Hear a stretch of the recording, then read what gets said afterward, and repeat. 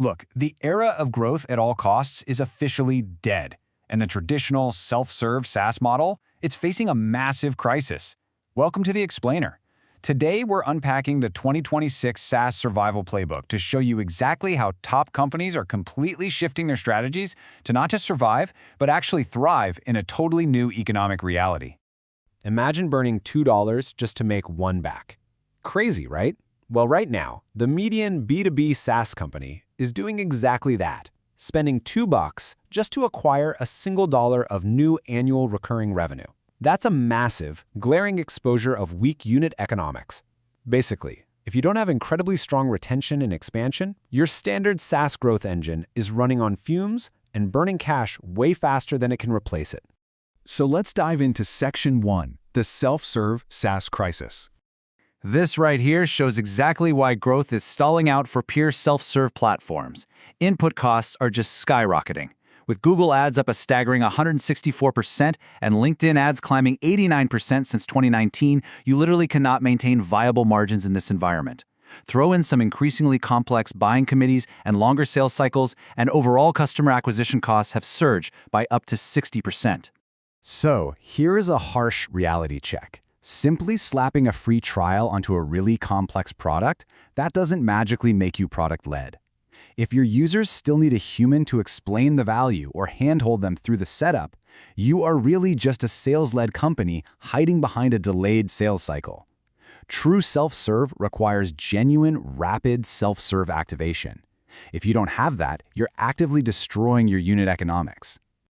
Which brings us to Section 2, the rising cost of growth. Now, this data is super revealing. It shows how moving upmarket drastically lowers your churn.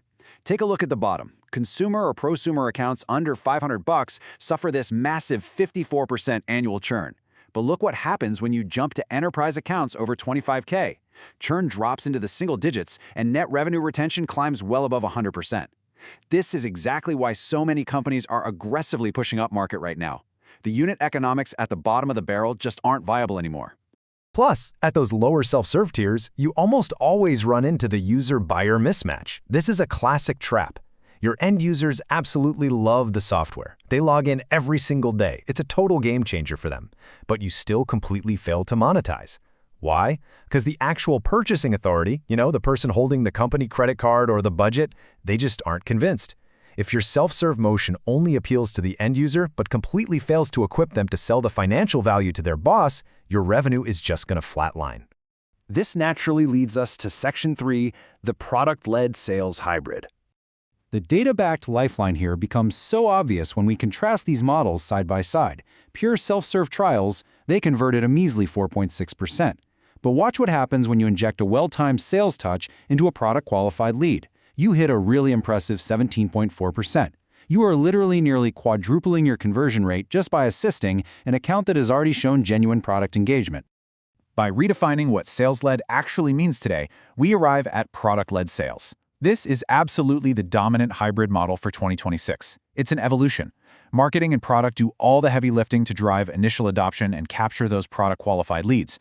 Then, a unified sales team steps in to handle expansions, overcome that user-buyer mismatch we just talked about, and close the really lucrative enterprise deals. It is truly the best of both worlds. And guess what? The market is actively rewarding this hybrid approach.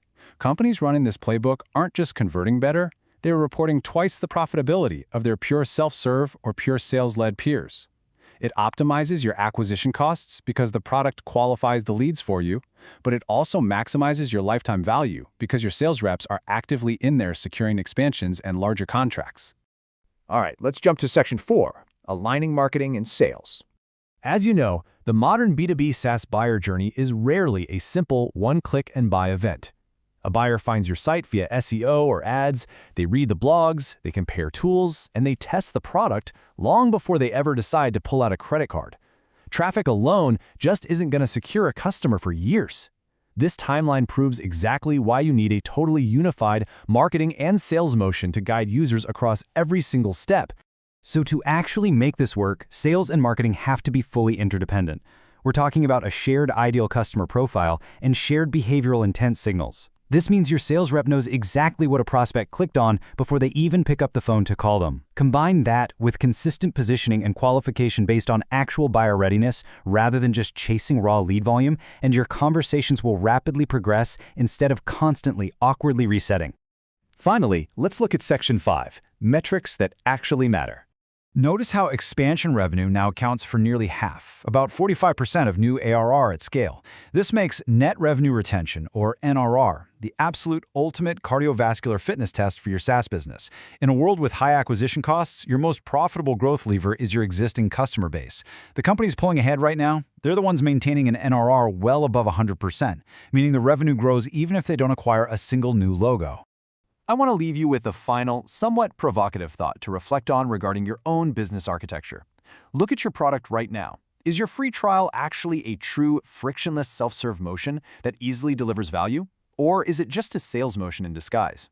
If it's the latter, it might be time to embrace the product-led sales hybrid and officially bring your sales team into the loop. Thanks for hanging out with me for this explainer, and I will catch you in the next one.